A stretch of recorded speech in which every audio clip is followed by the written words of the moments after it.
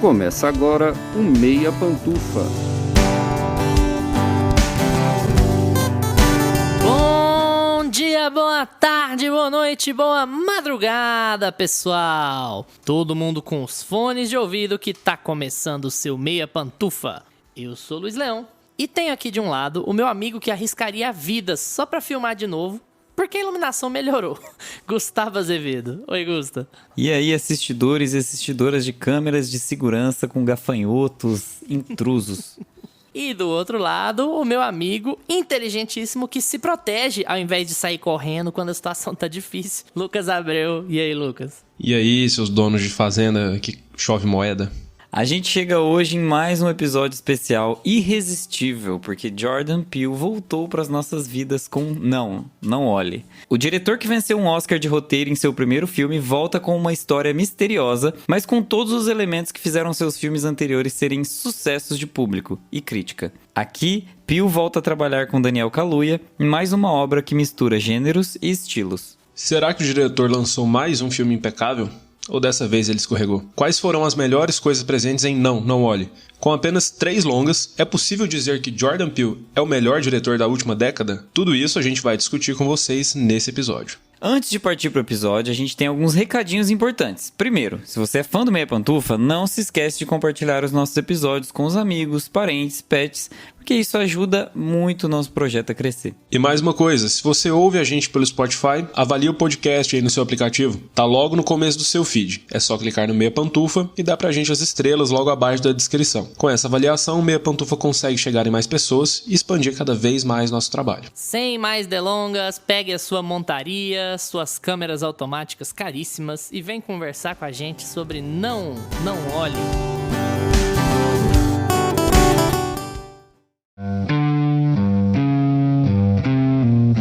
Meia opinião.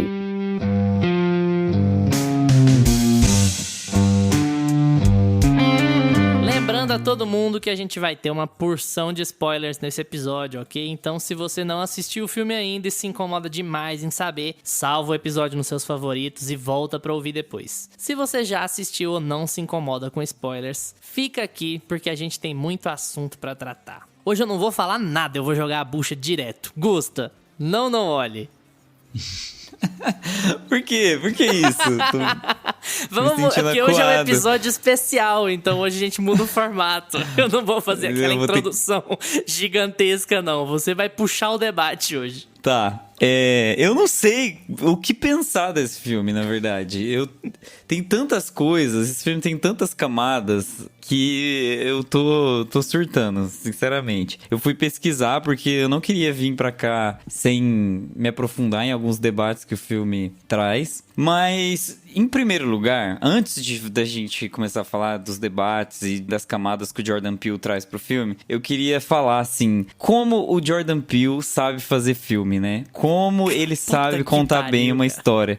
Porque o que importa nesse filme é contado. Entende? A história central do filme, ela tá toda lá. Todos os personagens são importantes na trama. Cada um tem a sua função. A história roda lisinha do começo ao fim. O filme no começo, ele parece que vai ser desinteressante. Ele tem uma pegada no começo, assim, de ambientação que é muito... Você fala, cara, esse filme vai contar qual história pra mim, sabe? O que ele tá contando? E eu senti uma pegada meio Stephen King, assim, de eu vou dar corpo pros meus personagens, eu vou fazer com que o público entenda quais são as motivações desse personagem e depois vou começar a contar a história de uma vez e as pessoas vão ficar sem fôlego. De tal modo que o final do filme vai ser, assim, cortante. A hora que acabar o filme, todo mundo vai ficar sem respirar. Eu senti muito que aquela história podia ter sido um livro do Stephen King, sabe? E isso pra mim é um puta do elogio, porque o Stephen King pra mim é um dos melhores escritores da atualidade. Então, assim, em primeiro lugar é isso. História muito bem contada, filmão. Vai ser difícil eu tirar alguma coisa de negativa de hoje. Dificilmente vocês vão conseguir tirar alguma coisa negativa de mim pra esse filme. Mas é isso, minha impressão tá muito positiva. Gostei muito do filme, quero discutir tudo, todos os detalhes com vocês. Se vier alguma coisa de negativo aqui nesse episódio sobre esse filme, vai ser do Luiz, porque de mim também não vai vir, não. Então vai ser como sempre. É um episódio especial, mas vai ser a mesma coisa de sempre. Então legal. mudar o formato, mas não mudou, foi nada. Cara, que filmaço. Que filmaço. Jordan Peele, o Gustavo começou a falar sobre esse início, né? Que a gente não sabe muito sobre o que é o filme ali no começo, que ele toma tempo. No início do filme, eu comecei a pensar assim, cara, será que esse filme vai ser o filme que ele vai dar uma derrapada? Será que ele vai dar essa escorregada aqui agora? Porque o começo é lento, o começo ele toma um tempo ali, as coisas vão acontecendo, você vai vendo o cotidiano daquela galera, e a história demora um pouquinho pra engrenar. Mas mesmo assim é bom, essa parte não é nada ruim, não tô falando isso como um defeito, mas ele toma tempo, né? Ela é lenta, o começo do filme, a primeira parte do filme é lenta e me deixou um pouquinho na dúvida. Eu falei, cara, pra onde que ele vai? Mas ele entrega um filme espetacular, cara. E o que eu mais gosto do Jordan Peele, cara, é que ele pega uma história simples. É uma história simples. Você consegue entender tudo no final. Ele não é aquela história expositiva, ele não tem diálogos pra ficar te explicando tudo, hora nenhuma. As coisas vão acontecendo de uma forma que você consegue entender e no fim das contas é simples, com algumas coisinhas ali que você achou que seria complexo, mas não é que é complexo, é que é misterioso, né? E ele vai soltando as camadas, abordando camada por camada do que ele quer falar ao longo da história. E ele insere esse enredo simples num contexto social ali um pouco mais complexo do que já foi feito antes. Porque se a gente for pegar, a gente já viu essa história antes em outros filmes, mas não nesse contexto, não contado dessa forma. E pra mim é isso que é genial no Jordan Peele, cara. Em todos os filmes dele ele faz isso. Ele consegue trazer uma história que seria simples, que seria feita de um jeito qualquer, seria qualquer filme na mão de outra pessoa, e na mão dele ele consegue transparecer um blockbuster com assinatura. Ele consegue deixar a assinatura dele, mas não só isso, ele consegue abordar bem os temas que ele quer tratar. Ele sabe sobre o que ele quer falar e você entende isso nas entrelinhas. Não é uma coisa que fica expositiva, mas que você consegue ver que o que ele tá querendo abordar no fim das contas. Gente, o que é muito foda no Jordan Peele é assim, eu até falei no final do nosso último episódio, né? Se eu pudesse escolher um cara do cinema hoje para eu sentar e tomar uma cerveja com ele e falar sobre cinema, possivelmente seria o Jordan Peele. Claro, tem os veteranões, né? O Scorsese deve ser incrível também, mas, cara, eu acho que hoje seria o Jordan Peele. Porque não tem condições como que uma pessoa consegue escrever roteiro do jeito que o Jordan Peele escreve. Ninguém escreve roteiro do jeito que ele escreve, sabe? Ele é tão absurdamente autoral, ele põe tanta assinatura nas coisas dele, que ele consegue contar histórias de uma trivialidade tão grande, de uma banalidade tão grande, como é qualquer história sobre invasão alienígena, que já tem 100 anos de história de invasão alienígena no cinema, e você vê que é um filme do Jordan Peele, de cara, sabe? Nos primeiros 20 minutos, você fica assim, como é incrível. Eu queria até, antes de entrar no filme mesmo, ressuscitar um vídeo em que o Spielberg fala sobre o Scorsese, e o Spielberg faz uma análise de como ele é diretor e de como o Scorsese é diretor. Ele menciona o Scorsese, o Kubrick e o Hitchcock, se não me engano. O Spielberg fala assim, eu não sou um diretor de assinatura. E ele não tá se menosprezando, ele tá falando assim, eu não sou um diretor de assinatura. A minha vantagem enquanto diretor é que eu consigo pegar filmes absurdamente diferentes, histórias absurdamente diferentes, roteiros diferentes, e fazer uma execução muito bem feita. E ter um senso de progressão bom no que eu tô contando. Mas eu não tenho características, eu uso a câmera mais de um jeito do que de outro, ou eu tenho tal ângulo de tal jeito, ou eu tenho tal visão de tal jeito. Eu não sou esse cara. O Scorsese o Hitchcock são filmes que você bate o olho e você... Nossa, esse filme aqui é do Scorsese, sabe? Você demora muito pouco pra identificar. E o Jordan Peele tá entrando nesse rol dos diretores de assinatura. Não só pelo casting, né? Que ele nunca abre mão de ter protagonistas negros no seu casting. Mas muito além do casting e de como contar as histórias a partir desse ponto de vista, muda a percepção desses personagens acerca do que tá acontecendo com eles. Assim, você jamais imaginaria uma família branca reagindo daquele jeito às situações que acontecem com o O.J. e com a Emerald, sabe? Mas a gente falar... Eu vou entrar em detalhes depois, mas dos takes incríveis que tem nesse filme, cara, os posicionamentos de câmera espetaculares, uns movimentos de câmera incríveis que ele usa aqui e toda a intenção que fica no filme de fazer um blockbuster, cara, é um blockbuster, ele é um espetáculo visual, assim, né, e o Jordan Peele falou que ele tinha essa intenção, mas ao mesmo tempo é um filme com assinatura. Você percebe que toda aquela mistura de gêneros e toda aquela crítica, às vezes velada, às vezes nem tão velada assim, à indústria do entretenimento e como a indústria do entretenimento trata o cinema e trata as pessoas que trabalham nessa área. E assim, a gente pode entrar em trocentas camadas. E é sempre assim com os filmes do Jordan Peele, sabe? Você sai do cinema sabendo que muita coisa importante foi dita pra você ali, até em conceitos sociais. E acho que até por isso o Gusta falou de pesquisar. Mas mesmo que você não tenha captado todas, você entende que tem uma porção de metáforas ali. Você entende que ele quer passar várias mensagens ali naquela história. A grande parte disso é o tempo que ele tira pra voltar e contar a história do chimpanzé que ficou maluco, né? Não tem tanto a ver com a história principal que ele tá contando, em termos diretos, mas todas as associações estão ali entre o criador de animais e uma crise com o criador de animais, porque o macaco tá lá sendo explorado e tal, e aí você vem pro presente e você tem um criador de animais sendo um treinador de animais, sendo o único capaz de resolver aquela situação. Eu acho que tem muita coisa pra falar, eu não quero ficar monopolizando o debate aqui, mas eu queria saber de vocês, se vocês também sentem que o Jordan Peele já é um cara com uma assinatura muito própria, assim, de que ele já tem características que discernem ele completamente de qualquer outro diretor da sua geração, ou se é só empolgação da parte deste apresentador.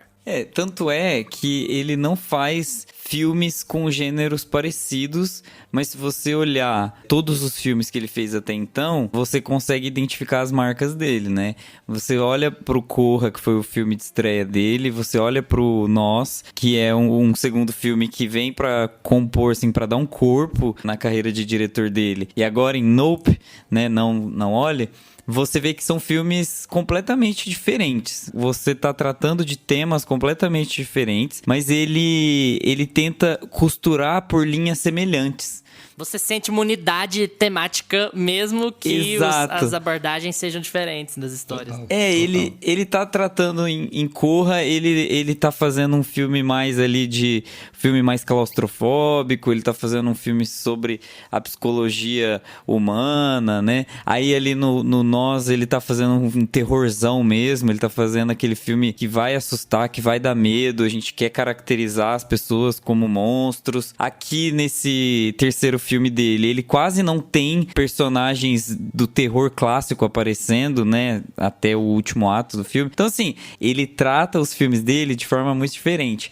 Então, isso eu sinto que ele tenta trazer sempre uma novidade, mas a forma com que ele busca trazer a discussão é a mesma. E é isso que é a identidade dele. Acho que ele tá provocando coisas semelhantes. Em todo filme que a gente assiste dele, a gente fica preocupado com as mesmas coisas, né? Fica preocupado com os mesmos tópicos. Você vai assistir um filme do Jordan Peele sabendo que ele vai falar sobre racismo estrutural. Ele vai falar sobre o privilégio branco. Ele vai falar sobre como a indústria, aqui principalmente, mas como a indústria reforça essa imagem, né? E como a cultura reforça essa imagem e essa estrutura. Cara, ele é um gênio mesmo. Não tem como.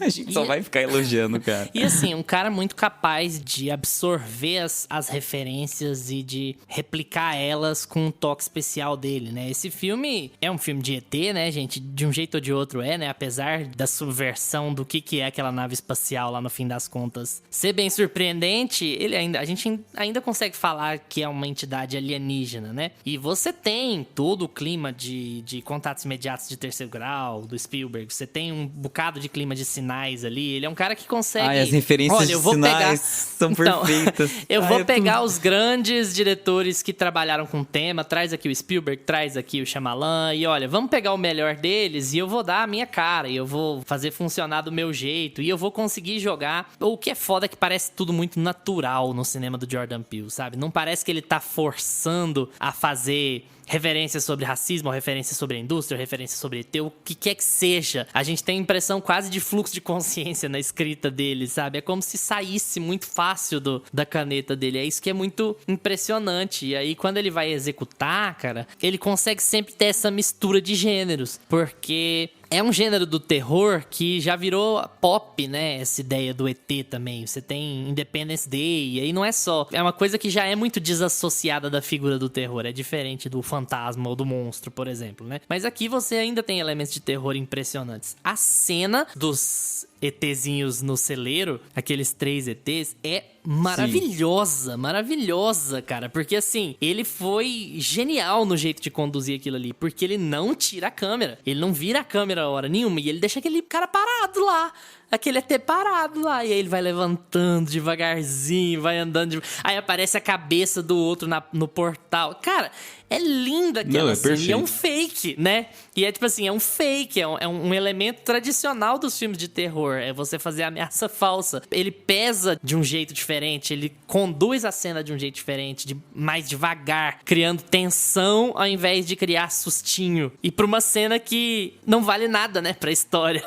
Porque é a história central. Cara, como que você não aplaude um diretor que é capaz de fazer um negócio desse, né? Cara, eu acho que a maior característica dele é justamente essa. Como ele sabe criar tensão, como ele sabe abordar o mistério dentro do filme dele. É um filme que tinha tudo pra ser um filme parado, assim, até o ato final ali, se fosse outro diretor. Mas ele consegue criar aquele clima de tensão da maneira perfeita, cara. Trilha sonora, fotografia dele, tudo ajuda. E tudo é muito característico dele, assim.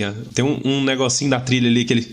que vem assim, que é muito do Corra, do Nós, que sempre tem nos filmes dele. Muito que você fala, Jordan Peele. E ele sabe dirigir o Daniel Kaluuya como ninguém, cara. Eu fiquei lembrando do Daniel Kaluuya, o último filme que eu tinha visto com ele, se eu não me engano, era Judas e o Messias Negro. E você vê o Daniel Kaluuya aqui, claro que ele tá bem em todos. Tudo que ele já fez, ele tá ótimo. Mas o Jordan Peele sabe explorar muito ele coloca uns takes assim no rosto dele, ele pega muito umas expressões muito fodas dele, assim. Ele é muito bom ator, ele né, é muito cara? bom. Nossa, puta merda.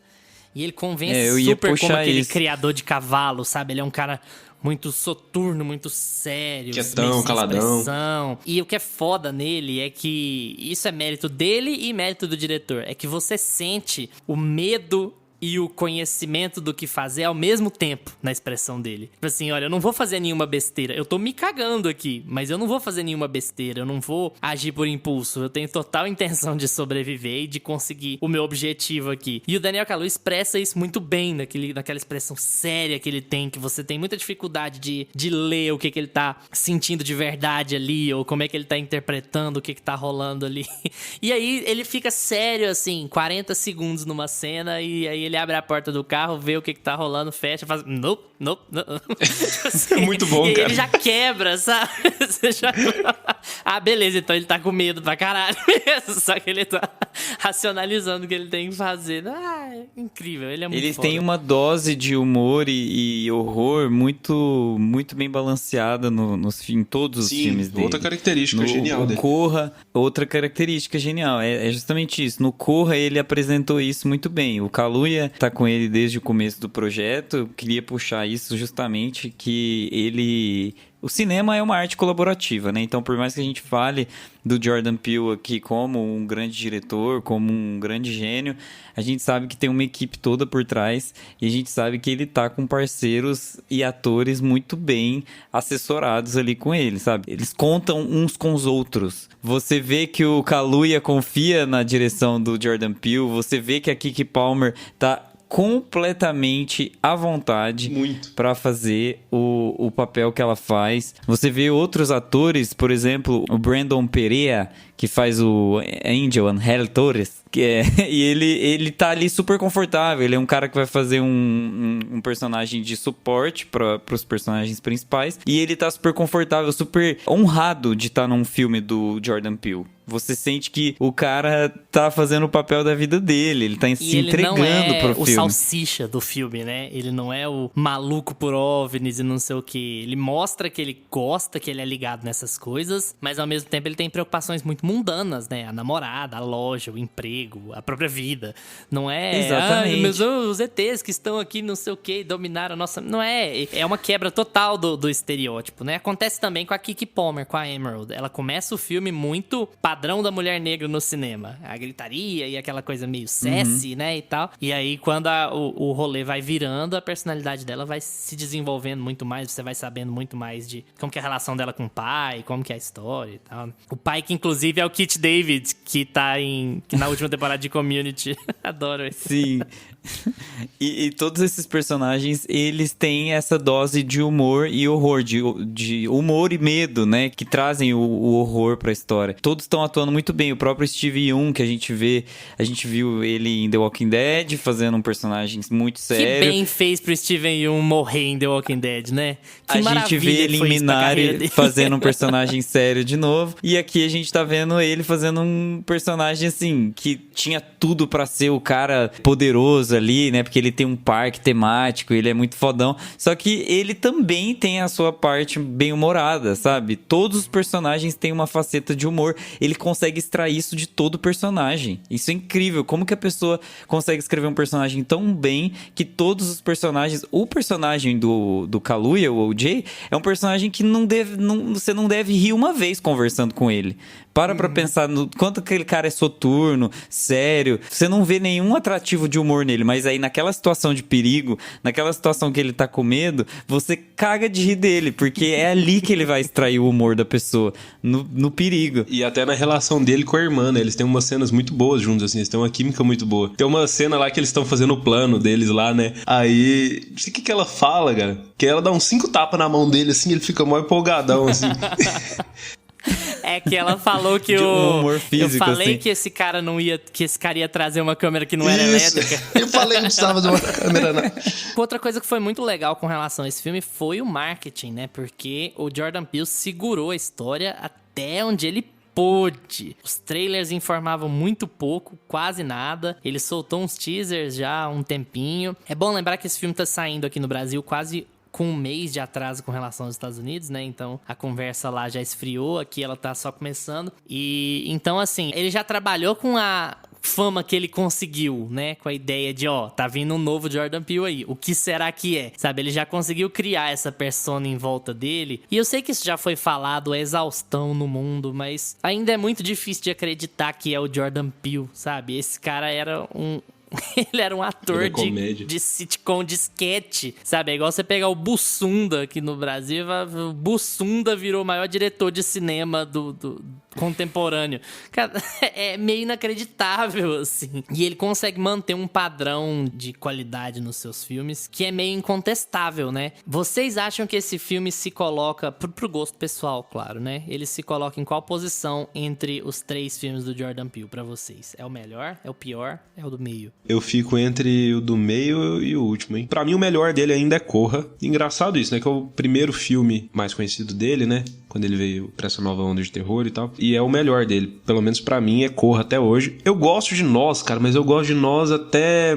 É um lance que o Luiz fala muito sobre Hereditário, né? Que ele adora Hereditário até o final. E pra mim, Nós é a mesma coisa. Eu adoro Nós até os últimos minutos ali. E nem é como acaba, não. Eu ainda acho aquela ceninha do carro ali genial, mas antes daquilo ali eu acho, né, meio dá uma caída. E aí eu fico dividido entre Nós e Nope, mas eu ainda colocaria Nope na segunda posição. Eu acho que é Corra, Nope e Nós. Pra mim. E a gente tem certeza de que o Jordan Peele tá pensando assim, igual o Tarantino, sei lá, eu vou lançar 10 filmes e aí no fim das contas vai formar uma frase, sabe, com os títulos.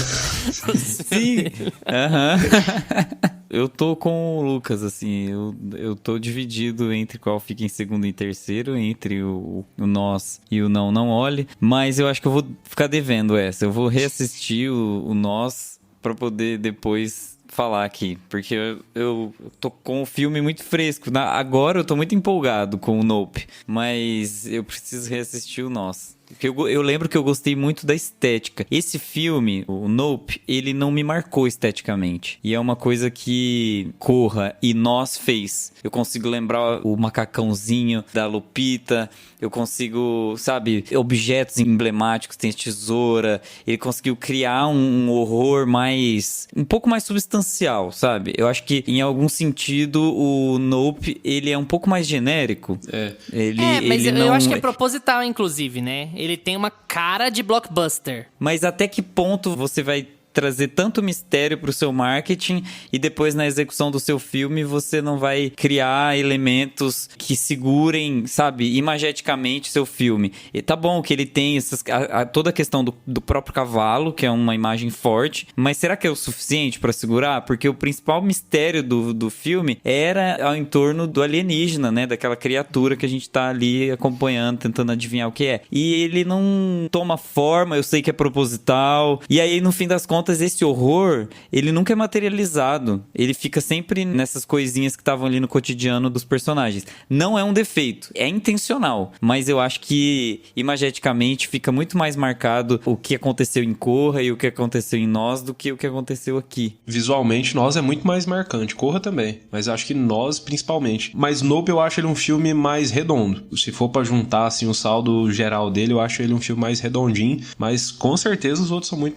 mais marcantes. Nós parece mais que é um filme que o final foi desenvolvido depois, que tipo assim, que talvez ele tava empacado com o final da história, sabe? Como que eu vou amarrar isso aqui tudo? Eu tenho um pouco mais essa impressão. Aqui não tem essa impressão, mas eu acho que o final aqui é mais fácil, né? Esse é o primeiro... Eu acho que esse é o final mais otimista dos 3 filmes dele, assim, né? Eu acho que são menos perdas, que são perdas menos importantes que acontecem aqui. Sim. E talvez isso prejudique um pouco a percepção também. Também tem uma outra ironia que eu queria apontar, que o filme é quase uma defesa da película, né? Ah, só conseguiu filmar o ET quando filmou com a película, quando filmou com a ferramenta antiga. E o filme é filmado em IMAX. É, tipo assim... ok, então, né? Como conseguiu filmar alienígena com IMAX, né? Como chegaram tão perto com essa então, câmera? Beleza, então. É porque, pois é, filmou de longe, porque o IMAX é muita qualidade, né? Aí o aí campo depois de cropa, energia né? não Tá pegou. Não, gente, tá em IMAX, depois a gente cropa. Falando também, isso que você falou, ó, não é uma crítica, eu tenho um outro ponto que eu fiquei meio assim. Eu não sei se o último ato é um pouco prejudicado por ele se passar de dia. Talvez o Jordan Peele tenha tentado subverter demais, porque, geralmente história com ET e tal, ele vai se encerrar de noite e você tem um outro tipo de iluminação, você tem um outro tipo de lógica ali por trás, né? E eu não sei se a decisão dele de fazer o último ato acontecer de dia não foi um pouco problemática pra gente sentir o impacto daquilo ali, sabe? Porque aquele ETzão fica gigantesco lá no final, né? E talvez a luz do dia tenha tirado um pouco a imponência do que tava acontecendo. Eu, pelo menos, fiquei um pouco com essa impressão. Já considerando que o filme tem uma pegada mais blockbuster que os outros, né? Ele tem uma pegada um pouco mais de filme mainstream do que os outros, digamos assim. Filme mais de ação. Talvez tenha sido um problema, sabe? Talvez não tenha sido a melhor das escolhas. Eu já gosto do final ser durante o dia. Eu gosto, tipo assim, o que eu gosto dessa parte de dia? Eu gosto de toda a execução do plano deles. Que inclusive dá, talvez, a melhor cena do filme, que é o plano dele começando a cavalgar. Quando ele vai cavalgar acho que pra tirar o cara da moto lá, o cara do TMZ da moto. Porque o movimento é maravilhoso, a câmera afasta dele, vai pra trás, pega ele cavalgando igual o Red Dead Redemption, igual o videogame, sabe? Pega ela bem grande assim, plano bem aberto, depois ela volta, fica do lado dele assim, ela volta um pouquinho pra trás e eu acho linda. Eram coisas que assim, eu queria destacar muito no filme, que foi essa movimentação, essa cena ficou incrível, mas também a movimentação de câmera, todas as vezes que o OJ tá fugindo do ET, da nave lá. E aí, como a câmera se movimenta e como ela vai acompanhando o disco voador, mesmo sem você tá vendo ele, sabe? Ela tá reta e de repente ela embica um pouco pra cima e aí tá passando aquela ventania e aí você tá vendo tudo atravessado pela construção de madeira, assim, e aí ela volta e aí ela fica olhando e você fica procurando onde tá o disco, sabe? Ela te desorienta de propósito. É um trabalho tecnicamente incrível, assim, do cinematógrafo principalmente, que deve ter tomado muitas dessas escolhas, mas claro, do Jordan Peele, que é um baita controlador, né? Já deu pra ver. Ele escreveu, dirigiu, não satisfeito, ele é o produtor do filme. Ninguém põe a mão. Ele leva muitos méritos, né? Mas eu gosto dessa decisão dele fazer o final de dia, porque eu acho que à noite ficaria bom também, até porque as cenas que se passam à noite, inclusive aquela cena que o OJ vai atrás do cavalo, é muito boa, é muito bem filmado também, é um plano abertão, que ele consegue trabalhar a iluminação boa, que eu lembrei muito de Outer Range. A gente tem um episódio aqui sobre Outer Range, que também é umas coisas estranhas que começam a acontecer na fazenda, e tem muito plano à noite, nada, né? aberto, só que lá é muito escuro, a gente comentou isso, né? Que é muito escuro as cenas à noite de Outer Range. E aqui, Jordan Peele trabalha essa iluminação à noite, você percebe que tá à noite, que foi até filmado à noite, porque tem muitas cenas que se passam nos filmes à noite que, na verdade, são filmadas de dia e eles mudam a iluminação depois. Mas você percebe que ele consegue fazer um trabalho de iluminação fantástico. Você identifica ali o cavalo, você identifica o personagem, o OJ, até o alienígena ali à noite, você consegue ver um vislumbre dele ali. Mas, no final, eu não consigo ver aquele plano de outro jeito, porque eu acho que ele criou tanta tensão, escondeu tanto o alienígena durante o filme, que eu acho que se ele fizesse uma cena à noite, ia ficar com aquela cara de, eu tinha pouco dinheiro, eu fiz esse... faz sentido. E eu acho que ele falou, não, eu vou entregar pelo menos uma cena muito boa, que eu já vou trabalhar ela cinematograficamente do jeito que eu quero, mas eu vou entregar o alienígena de vez, assim. É igual o minhocão de Duna lá, né? A única vez que ele aparece em Duna, que aparece de verdade, o tamanho dele, tá tudo escuro. Sim. E continua nas sombras e tal. Só que tem sempre essa questão de você correr o risco de quando você oculta demais, quando você vê tudo, perde não ser tão impressionante quanto parecia, sabe? Perder a graça. Isso acontece muito em filme de ET. Muito, muito. E eu sinto um pouco isso aqui também. É tipo... um negócio vira um balão, sabe? Eu fiquei meio... Tá, mas esse formato não tinha nada a ver com o formato que a gente tava vendo antes, e depois ele vira uma espécie de balão, sei lá, que porra é Vira aquilo. um negócio muito louco, né? E fica muito grande, muito bonito, mas assim, sei lá, menos ameaçador. Eu também senti isso também. Uma vibe meio fada, assim, ele ficou meio... Fada. Meio... Ficou a Tinkerbell ali, né? Eu senti uma vibe meio planta, assim, uma coisa meio vegetação, meio Avatar, uma coisa assim, sabe? Mais voltada pra essa pegada, assim. Eu não senti que ele tava ameaçador mesmo. Mas talvez seja o objetivo, né? De tirar um pouco aquela casca grossa, né? Que o filme traz pra ele. Já é uma nave, é dura, de aço. Pra uma coisa mais leve, mais orgânica. Pra todo mundo assimilar que aquilo lá é um organismo vivo. Pra todo mundo entender que ele é possível e passível de morte. Porque uma nave... Como que você derrota uma nave, né? Você precisa derrubar ela, atirar nela. E aí, quando você trata de coisas orgânicas, fica mais fácil explicar que você enfiou um balão no cu dela e explodiu. Ou enviou o balão onde? Na boca. Não sei no que é aquele buraco que ele tem. No buraco do ET. Por ali que ele come, por ali que ele solta também, né? Que ele vê, por ali que ele conversa. Um buraco só, um ser tão evoluído que não é igual nós, tem tantos buracos. É um só. É verdade, o OJ ficou falando lá. Não, isso é igual um animal, igual qualquer outro animal que não tá domado. Você não pode olhar nos olhos dele. Que olhos, meu amigo? Aonde? É o meu, o olho do... Eita, peraí. Cara, mas isso é muito legal também, né, no OJ. Porque eles ficam mostrando desde o começo que ele é aquele cara tímido, né? Que ele só fica olhando pra baixo e que ele entende ali como lidar com o cavalo, não fica olhando direto no olho e tal. E aí, tudo que você precisa fazer é não olhar. E ele meio que... Ele trata aquilo ali como ele trata os animais mesmo, que ele já toma conta. Ele fala, não, isso aqui é um bicho novo, deixa eu vou lidar igual eu já lido com os outros. Por 8 mesezinhos de nada, o Jordan Peele perdeu o título Não Olhe Pra Cima, né? Né? Gente, vocês estavam falando aí dos planos e de como foi bem filmado, e o cavalo, Red Dead Redemption, e chegou o cara do Team Z, a moto. E pra mim, nenhuma dessas cenas que vocês descreveram supera o ataque do bicho. Chimpanzé. Do chimpanzé, né? Não. Não, Calma do aí, que a gente bicho vai no chegar no parque. chimpanzé. O chimpanzé é filler. O chimpanzé a gente vai falar, vai acabar o episódio, aí a gente faz, sabe, coloca uma musiquinha, uma trilha e fala do chimpanzé. Depois crédito do Bebanuva. Exatamente. Mas nenhuma cena pra mim supera o horror que é entrar e ser engolido por aquele bicho. Eu acho que aquela é a melhor cena do filme.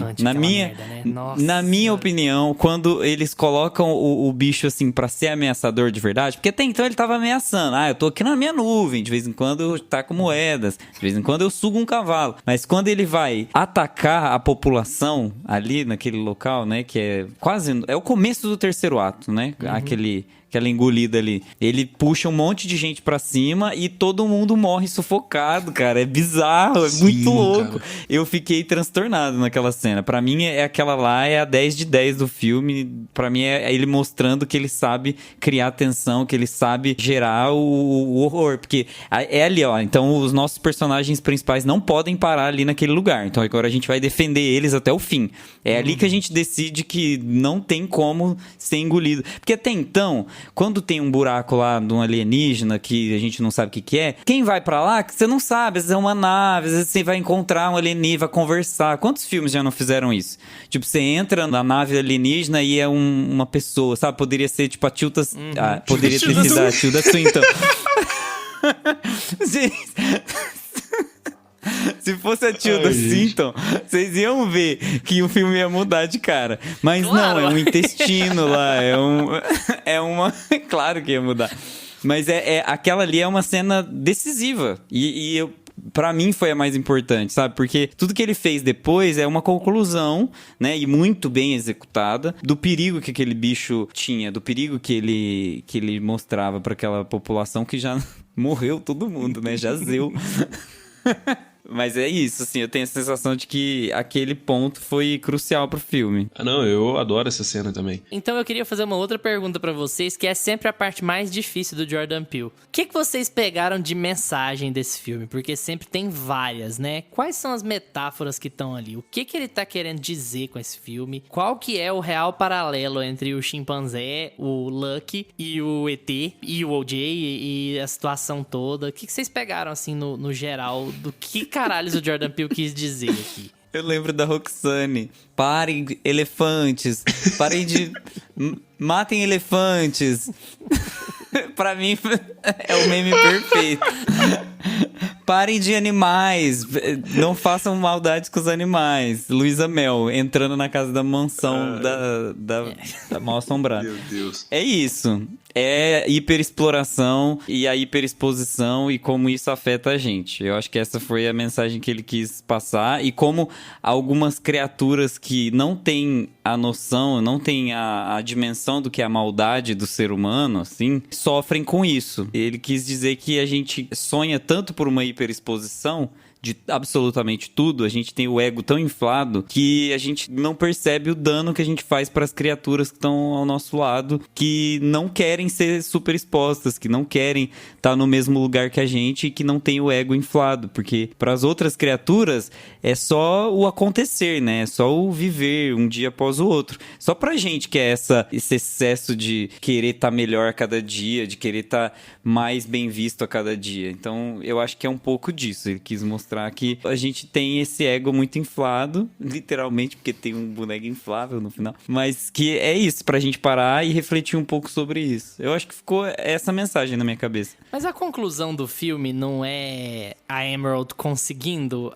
expor o bicho? De novo, ela consegue a foto dela, ela vai conseguir, em tese, lucrar em cima daquela situação? Porque, tipo assim, o filme termina muito otimista, mas se a gente for pegar por esse lado que você falou, e eu não tô dizendo que tá certo nem que é errado, o filme é absolutamente interpretativo, mas se a gente for pegar por esse lado, não é uma espécie de repetição de ciclo? É tipo assim, ela conseguiu provar que ela tá certa, passou pelos caralho com esse bicho, mas ela vai ser o novo Steven Yeun aqui, ela vai ser o novo Kid Sheriff, sabe? Ele lucrou com a história do chimpanzé, ele ganhou dinheiro com a história do chimpanzé, as pessoas pagam pra ver os restos lá da sitcom, e agora ela vai lucrar com a foto do bicho, ela vai ganhar dinheiro, fama. Mas eu acho que é muito sobre isso mesmo. Eu também tive essa percepção dessa hiperexposição, da espetacularização de tudo, né? Que a gente vive principalmente hoje em dia.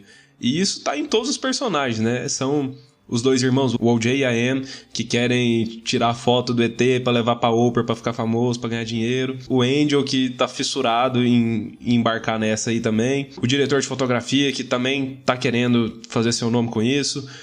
O cara do TMZ que chega lá e tá morrendo no chão e fala: não, mas tira a foto primeiro, não me pega não, me filma aqui, me registra. Então, todo personagem, e o próprio personagem do Steve Yeun, né? Tem todo o lance do chimpanzé e tal. Então eu acho que o filme fala muito sobre isso, e no final das contas é meio que o Jordan Peele falando: olha, a galera não vai mudar, vai ser sempre isso. O Steve Yeun passou o que passou lá quando era moleque e tirou proveito daquilo e não aprendeu nada. O chimpanzé, pelo menos na minha interpretação lá, o chimpanzé ele surtou, porque ele estava sendo explorado, ele não entendeu, os balões estourou, ele estava estressado, ele surta e ele não entendeu isso. Ele foi lá fazer isso com outros animais, ele foi lá fazer isso com alienígena, com os cavalos, com todos os animais que ele podia. Ele foi explorar também para ganhar dinheiro. E então, para mim, o filme é sobre isso e o Jordan Peele falando, cara, não adianta, a gente não vai mudar. Vai morrer uma galera, mas a galera sempre vai estar querendo mais e mais exposição. Pegando pelo lado dos ciclos, é mais ou menos por aí, né? Porque o Kid Sheriff, ele era inocente na situação do chimpanzé, né?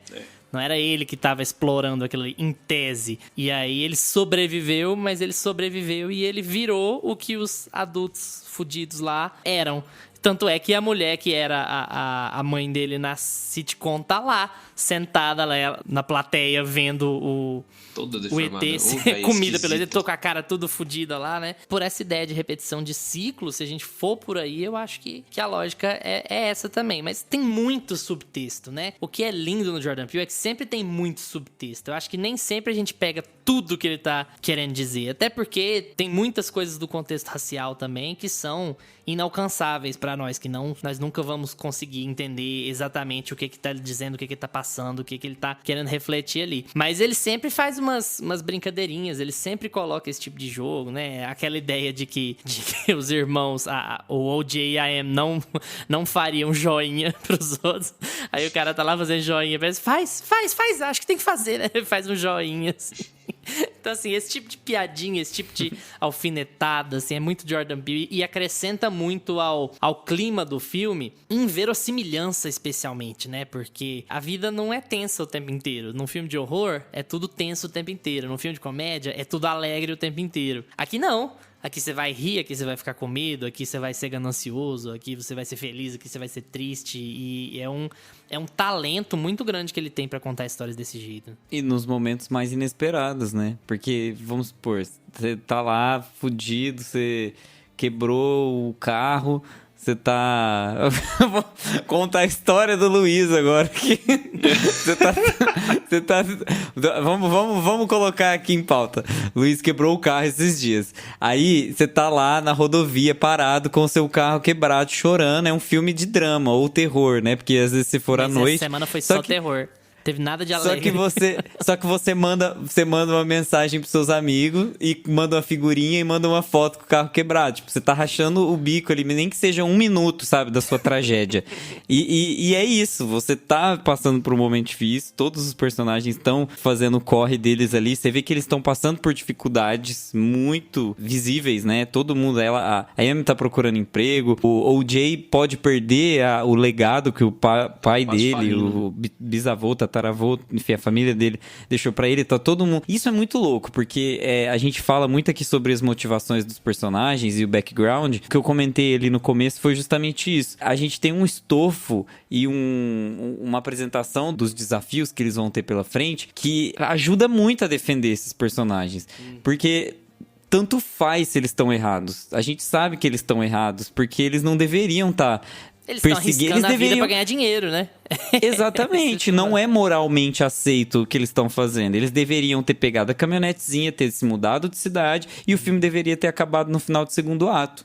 Entende? Não, e a mas melhor a gente coisa continua essas defendendo. mini subversões do Jordan Peele, elas são incríveis. E elas certamente vêm da comédia, porque ele sabe que tem um efeito cômico na situação toda. Mas nessa mistura que ele faz de terror com comédia, com... enfim, tudo que ele faz, você tem cenas como, por exemplo, o Daniel Kaluuya é o herói da história, o OJ é o herói da história. Então é claro que ele vai pegar o cavalinho dele pra ir lá salvar o cara do TMZ, porque o cara ficou vivo. E aí ele vai lá, conversa com o cara, tenta salvar o cara, não sei o que, minha câmera, não sei... A hora que o OJ vê que não vai dar tempo pra ele, se ele ficar em volta daquele cara, não vai dar tempo pra ele vaza! Foda-se. Assim, eu tentei ajudar você, mas foda-se você! Eu não vou morrer pra te salvar, você é um mala do caralho! Então ele pica a mula, sabe? Sai correndo.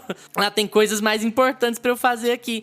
Então não é aquela coisa... Ele não é o Clint Eastwood, ele não é um herói de faroeste. Ele é um cara que tá cuidando da própria pele, da família, e da irmã, no caso, né? E do legado e tal.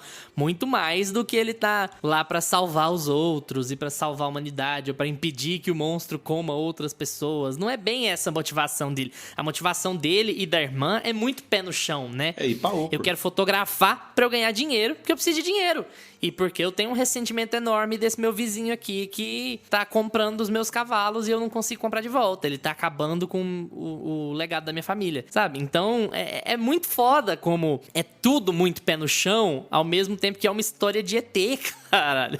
Sabe? E essa é a grande graça de todo o filme do Jordan Peele, praticamente. E nessa mistura de gêneros que a gente tem aqui, a gente nem falou de faroeste. É uma espécie de filme de faroeste também. É tudo, né? Você joga tudo na sacola. É horror, é comédia, é faroeste, é sci-fi, é os caralho a quatro. E é bonecão de posto. E é bonecão. E não, cara, o tem plano muito final boneco é uma no- gambiarra da porra, né? Tipo assim, vamos montar aqui 40 bonecão de posto. Cara, é lindo. Nós vamos roubar os bonecão muito de boneco posto de do posto. comércio pra colocar aqui na fazenda pra estabelecer o nosso plano. Vamos montar uma barraquinha ali pro cara filmar de boa e vambora. É aquele tipo de momento do filme que você fala assim, isso só acontece em filme, sabe? E tá tudo bem, sabe? É muito gostoso. Só em filme isso aí pra acontecer, né? Ninguém vai fiscalizar essa fazenda? E o que é o chimpanzé, Lucas? Você quer dar seu palpite, Du? Não, eu quero saber se alguém aqui consegue me explicar o que é aquele diabo daquele tênis no Ataque do Chimpanzé que fica em pé, parecendo que tá numa vitrine. Aquilo ali é meio Mágico de Oz, aquela referência, né? Meio do calçado especial, que é o símbolo da ele fica experiência em da pé. vida dele. Ele tá pra ficar bonito. Acho que não tem nenhuma Nossa. motivação.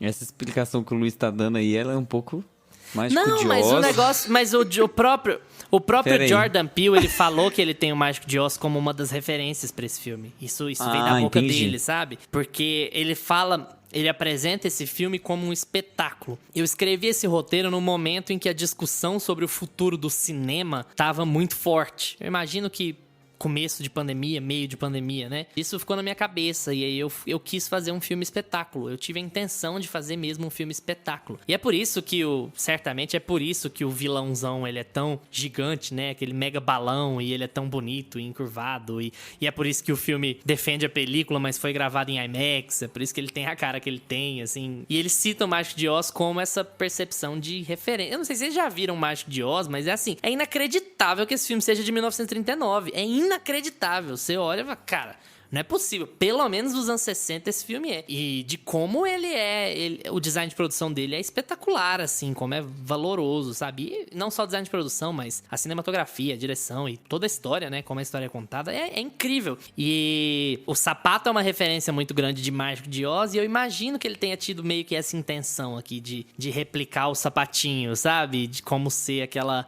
experiência que é o espelho da tragédia que acabou virando espetáculo de novo, porque o Kid Sheriff ganha pra turista maluco ir lá entrar naquela sala pra ver os restos da tragédia. Então, muitas camadas e isso é uma das interpretações, né? Eu provavelmente estou redondamente errado, mas porque captando esse de coisas que sapatinho ele aí foi- disse ou que ele apontou. Não, o fato de focar no sapato e de ter ele na vitrine ali depois do Steve Young, beleza. A gente pega... eu não vi Mágico de Oz, mas até pegaria essa referência. Mas na hora do ataque do chimpanzé, o sapato fica em pé, tipo um milagre ruim. Que eles citam. Milagre ruim. Tipo, não Se tem você nada tipo, pudesse apoiando, ele ter fica um em pé. superpoder escroto, qual você teria, né? Você já viu aquele meme? Ele tá tipo assim, voar a 5 centímetros de altura. Transformar Mas tem tudo um que você negócio. toca em lixo. Se vocês tiverem um Vans aí em casa, joga o Vans pra cima que ele sempre cai consolado pra baixo. Aham. Tem Igual umas, pão com umas manteiga. coisas assim com tênis, com manteiga, igual o gato. Então se você amarra um Vans de cabeça pra baixo em cima de um gato e solta ele, coloca num propulsor, Você vai você criar gera energia infinita e você vai acabar com o monopólio da energia. E Exatamente, vamos que é o acabar que com o fim do estava capitalismo. acontecendo de fato na nave espacial do Nope. E ninguém descobriu por causa disso. Que Exatamente. destruíram com o balão do Pinóquio. Agora tudo faz sentido. Gusta, pantufas pra Nope ou não olhe. 10 pantufas de 10 pantufas. Não consigo imaginar o que se passa na cabeça do Jordan Peele pra ter ideias tão malucas. Provavelmente ele foi abduzido e voltou pra escrever esse filme.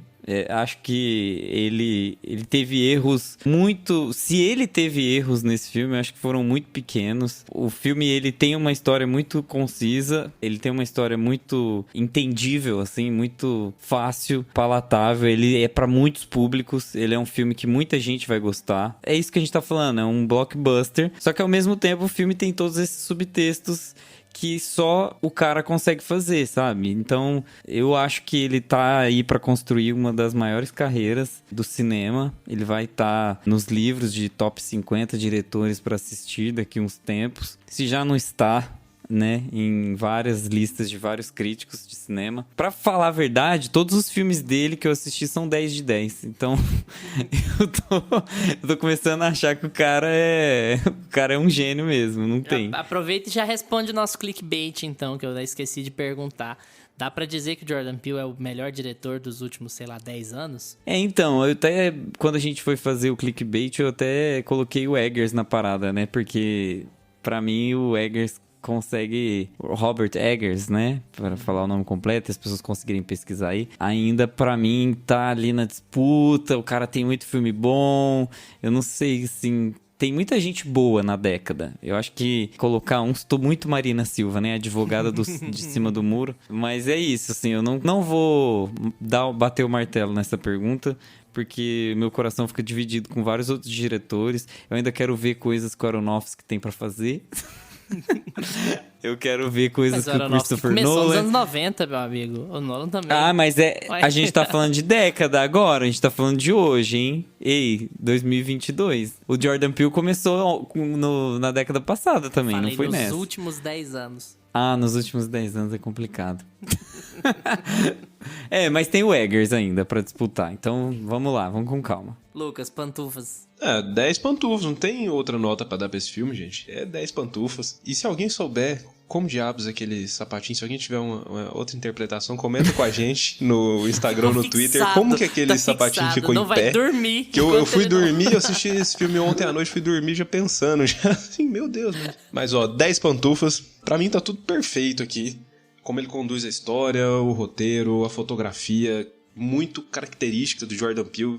Incrível como um diretor de 3 filmes, é o terceiro filme dele, e ele já é muito característico tudo que ele faz. Desde a trilha sonora, a fotografia, os enquadramentos que ele usa e o jeito e a narrativa dele, né? Como ele aborda a história, como ele sabe criar mistério, como ele sabe criar tensão. E isso tudo numa história simples, né? Uma história que, no fim das contas, ela é bem amarradinha.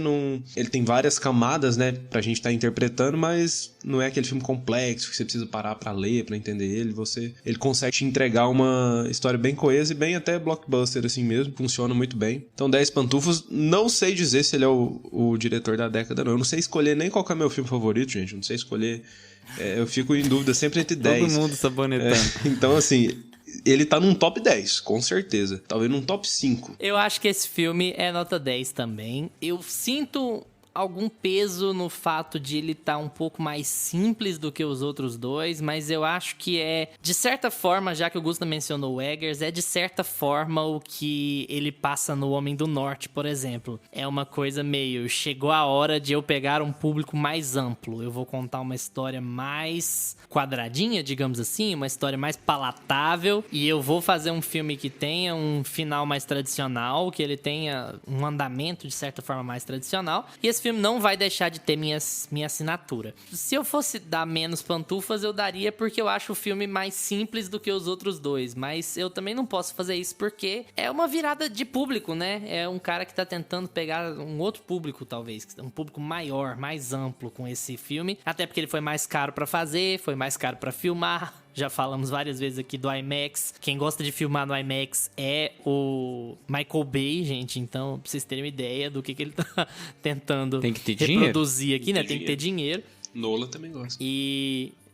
Então, o Nolan também gosta, pra você ter uma ideia. Então, assim, considerando isso, não dá pra tirar pantufas por ele ser mais simples ou por ele ter um final um pouco mais otimista do que os outros dois. E, visualmente, como escrever roteiro e como fazer as posições certas de câmera, é impressionante como o Jordan Peele é um cara diferenciado. Como dá pra chamar o cara de gênio. Com 3 filmes, dá pra chamar o cara de gênio. Ainda tem esse charme de ele ter vindo absolutamente da comédia comédia, né? Como um ator e escritor de comédia, de sitcom, de sketch. E ele ter vindo parar onde ele parou aqui é realmente muito impressionante. E é um filme que é ótimo de ir no cinema. Junta os trocadinhos aí, vai no cinema ver Nope, gente. É uma baita experiência. É um filme que mantém o padrão do Jordan Peele. Se é o melhor diretor da década, eu não sei também. Eu acho que o Eggers é uma boa opção, porque A Bruxa é um filme fantástico. Eu sou apaixonado por aquele filme. E é um trabalho de direção maravilhoso, feito com 2 pastel e um guaraná. Não dá pra descontar isso também, né? O cara que consegue fazer muito com pouco. Só que se a gente for comparar assim, talvez o Farol esteja um pouco mais abaixo dos outros 2. Muito cabeça, muito cult e muda a razão de aspecto e coisa. Então talvez o Jordan Peele tenha mais estabilidade na filmografia dele do que o Eggers. Se for pra gente comparar só os 2, mas é claro que tem muita gente em outros gêneros, muita gente fora do horror. Eu gosto muito do Noah Baumbach também, do História de um Casamento, é um baita diretor, eu gosto muito da Greta Gerwig, eu acho, enfim, tem muita gente massa por aí. Mas eu acho que nessa comparação do Eggers com o Peele, eu acho que também tem a questão de temática, né? O Jordan Peele, ele traz temas mais relevantes. Melhores, ele inclusive, né? Mais atualizados. O Eggers é um puta diretor, mas é um cara que olha demais pro passado. Ele se escora muito no passado. E isso é uma escolha, ok, mas assim, é um cara que parece que tá menos ligado ao presente, aos temas do presente, às discussões do presente. Não que isso seja necessário pra fazer um filme, estilos né? diferentes, sabe que o Jordan Peele, ele tem questões tocantes que ele precisa falar e isso transparece no roteiro dele. Agora, por exemplo, o Eggers, ele fica reforçando a imagem da masculinidade, ele tem alguns estereótipos que ele não consegue transpassar, apesar dele tocar nesses assuntos. Então, ele reforça algumas coisas que não são legais o tempo todo. Enquanto o Jordan Peele, ele tá sempre tentando subverter os padrões em todos os sentidos. Mas eu acho que muito pela escola que ele fez, né? Eu acho que essa coisa de Saturday Night Live, assim, deixa as pessoas meio viciadas em querer sempre quebrar e desconstruir, porque a piada é isso. Mas o negócio é que tem outra coisa no meio também, né? O Scorsese tem Toro Indomável, Os Bons Companheiros, e ele tem Silêncio. Então, um diretor tem que ser capaz de fazer filmes... Esses caras estão no começo da carreira deles, né? Não dá pra cobrar isso tanto assim. Os caras estão Mas um diretor tem que ser capaz de fazer filmes amplamente diferentes e de se arriscar mais nas temáticas e nas estruturas, sabe? A própria Sofia Coppola, que a gente tá planejando de falar eventualmente aqui no Meia, ela talvez seja uma diretora mais corajosa do que o Eggers nesse sentido. Ela faz um filme super Wong Kar-wai lá, que é o Lost in Translation, sabe? Um filme super contemplativo, uma pegada do cinema de Hong Kong ou escambau. E aí ela vai e faz Bling Ring. Então, assim, cara, é legal ser ousado também, tentar temas diferentes. Nem sempre você vai acertar, mas assim, você sair um pouco do lugar comum, né? O Eggers é um cara extremamente detalhista, extremamente metódico, pesquisa pra caralho pra fazer as coisas dele, mas tem um cinema que não é tão antenado quanto o Jordan Peele, né? Escolhas. Mas talvez ele venha fazer um filme mais focado no presente, eventualmente. A gente já tá protelando essa história aqui. 10 pantufas pra não Tem o Wes Anderson também. E... 10 pantufas pra não olha. O Jordan Peele está entre os melhores diretores da década, mas não vamos fazer uma afirmação tão forte assim, né?